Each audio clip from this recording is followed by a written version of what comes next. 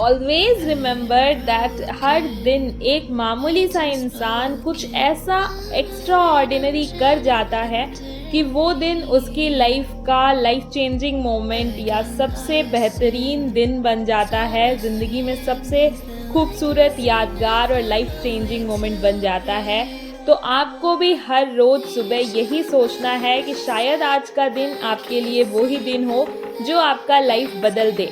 और एक ही दिन में सारी चेंजिंग नहीं हो जाती है, धीरे धीरे धीरे धीरे जब हम अपना माइंडसेट, अपना डेली रूटीन, अपनी प्रिपरेशन रोज़ बूस्टअप करते चलते हैं तो कहीं ना कहीं वो इंसान जो बैठा हुआ है कुछ नहीं कर रहा, उससे खुद को हम मजबूत। When I was in 11th standard तो हमारे वीकली टेस्ट हुआ करते थे जो संडे को हुआ करते थे। तो जब भी मेरे कभी उसमें मार्क्स कम आते थे मैं बहुत ज़्यादा अपसेट हो जाती थी, मतलब पूरा रोना धोना मचाना और बहुत दुखी हो जाती थी।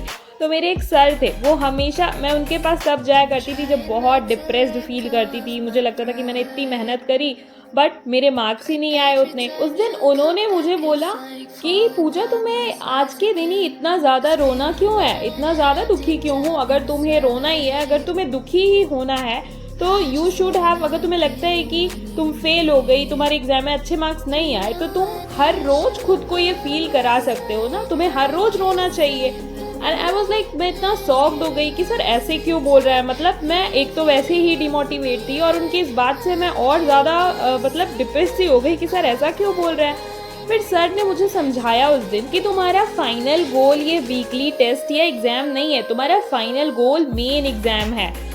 तुम्हें हर रोज खुद को टास्क देना चाहिए। हर रोज अगर तुम वो करने में फेल हो जाती हो तो तुम्हें हर रोज रोना चाहिए और हर रोज वो रिग्रेट महसूस करना चाहिए। आज का अगर मेरा टारगेट कंप्लीट नहीं हुआ तो वो दर्द, वो पेन मुझे जब हर रोज होगा ना, तो मैं फाइनल एग्जाम तक खुद को इतना स्ट्रांग बना लूंगी और अपने अंदर इतना इम्प्रूवमेंट ला लूंगी कि फिर उस एग्जाम को क्रैक करने से या जो भी आपका गोल है वो अचीव करने से आपको कोई नहीं रोक सकता। Every time we fall, we have to rise. We have to challenge ourselves every day. So इसी मोटिवेशन के साथ आज का मैंने ये दिन शुरू किया। सुबह सुबह अपना मॉर्निंग रूटीन फिनिश करने के बाद फटाफट ब्रेकफास्ट किया और अपना पहला स्लॉट स्टार्ट किया। और अपने सबसे पहले स्लॉट में अभी मैं क्वेश्चन प्रैक्टिस कर रही हूँ सरोहा पब्लिकेशन की पार्ट बी के लिए। एंड प्रॉपर वेटेज दे रही हूँ मैं, पार्ट ए पार्ट बी दोनों को प्रॉपर टाइम दे रही हूँ।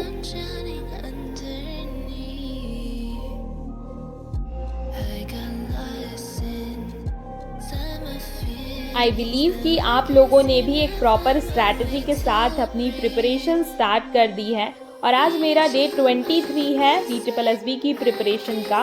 कमेंट्स में मुझसे कुछ लोग पूछ रहे थे कि उनका टाइम मैनेजमेंट नहीं हो पा रहा है, मैं किस तरीके से अपना शेड्यूल, किस तरीके से मैं टाइम मैनेजमेंट कर रही हूँ।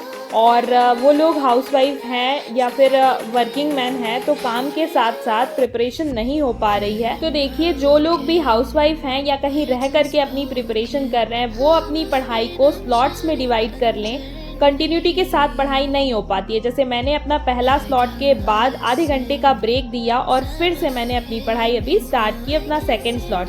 तो इसी तरीके से आपको भी, आपका भी जो भी टाइम है, अगर आप 6 घंटे ही निकाल पाती हैं दिन भर में या फिर अगर आप 3 घंटे ही निकाल पाती हैं, जितना भी टाइम निकाल पाती हैं उसको डिवाइड कर लें थोड़े थोड़े टाइम में। जब भी आपका फ्री टाइम, अगर आपको रात में मिलता है, मॉर्निंग में मिलता है, उसके अकॉर्डिंग आप टाइम को स्लॉट्स में डिवाइड कर लें। और उसके साथ ही अपना सब्जेक्ट भी डिसाइड कर लें कि आपको कौन से दिन कौन सा सब्जेक्ट पढ़ना है, बिकॉज सब्जेक्ट्स बहुत ज़्यादा हैं। जैसा कि हम सभी को पता है कि बिहार का भी डेट अनाउंस हो गया है, जो बिहार का टीचिंग एग्जाम होने वाला है और बहुत जल्दी ही हमारे सामने BSSB की भी वैकेंसीज आने वाली हैं और अगस्त तक उसका भी एग्जाम क्लियर करा लेंगे। आफ्टर माई सेकेंड स्लॉट मैंने अपना लंच लिया और लंच करने के बाद में मैंने थोड़ा सा ये लेमन वाटर लिया। गर्मी बहुत ज़्यादा है तो मैंने हमेशा से कहा है कि अपना फिजिकल हेल्थ सबसे ज़रूरी है, उसको भी ध्यान रखना, बॉडी को हाइड्रेट रखना इस समय सबसे ज़्यादा ज़रूरी है। स्पेशली जो लोग भी ऑफिस गोइंग हैं, स्कूल गोइंग हैं,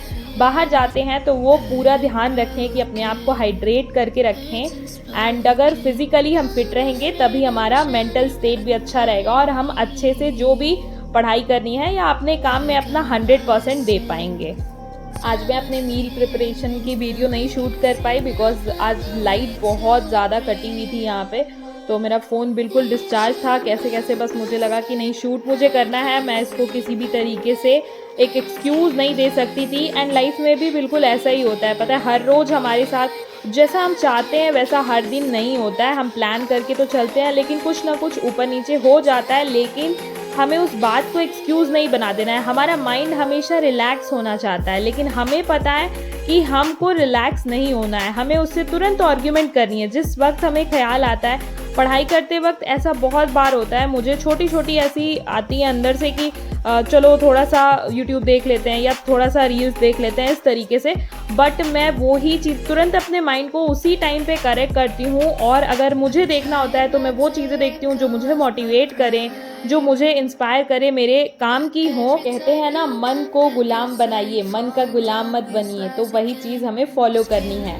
तो चलिए, अब मैंने अपना थर्ड स्लॉट स्टार्ट कर दिया है और अब बारी है आपके साथ आज का सिनोनिम एंटोनिम शेयर करने की। वोकैब को भी तो स्ट्रॉन्ग करना है हमें पार्ट 1 के लिए।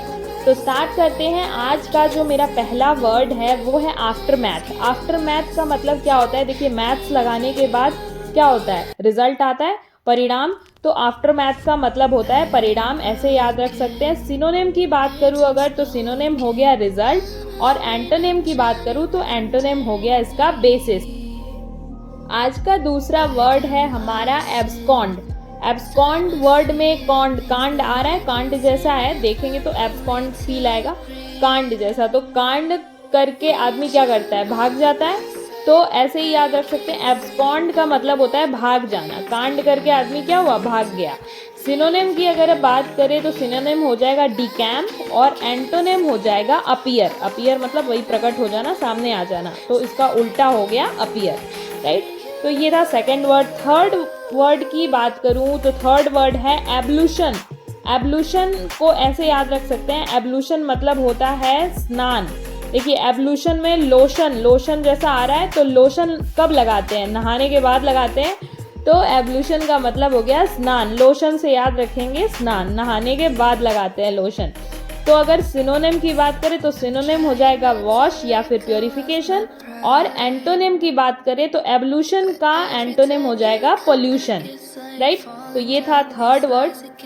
चौथा वर्ड है अगस्त। अगस्त का मतलब बहुत सारे लोगों को पता भी होगा, मतलब होता है भव्य या फिर शानदार। इसके लिए कोई ट्रिक नहीं है मेरी, मतलब सिंपल ट्रिक यही है कि मेरा बर्थडे जो है वो अगस्त में आता है, तो मैं ऐसा मानती हूँ कि मेरा बर्थडे जो है वो बहुत शानदार और भव्य तरीके से मनाती हूँ मैं।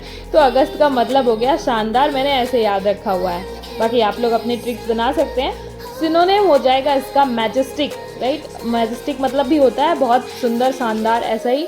और एंटोनिम हो जाएगा इसका अनडिग्निफाइड। अगस्त का एंटोनिम हो जाएगा अनडिग्निफाइड, राइट। तो ये था चौथा वर्ड। और पांचवा वर्ड है abominable.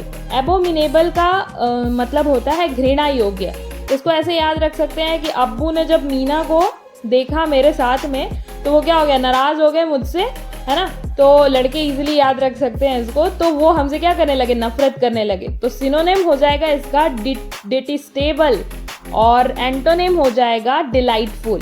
Synonym detestable and antonym delightful. So I hope आज के वर्ड्स आपको पसंद आए होंगे। व्लॉग भी पसंद आया हो तो लाइक, शेयर एंड कमेंट जरूर कीजिएगा। Thank you so much for watching.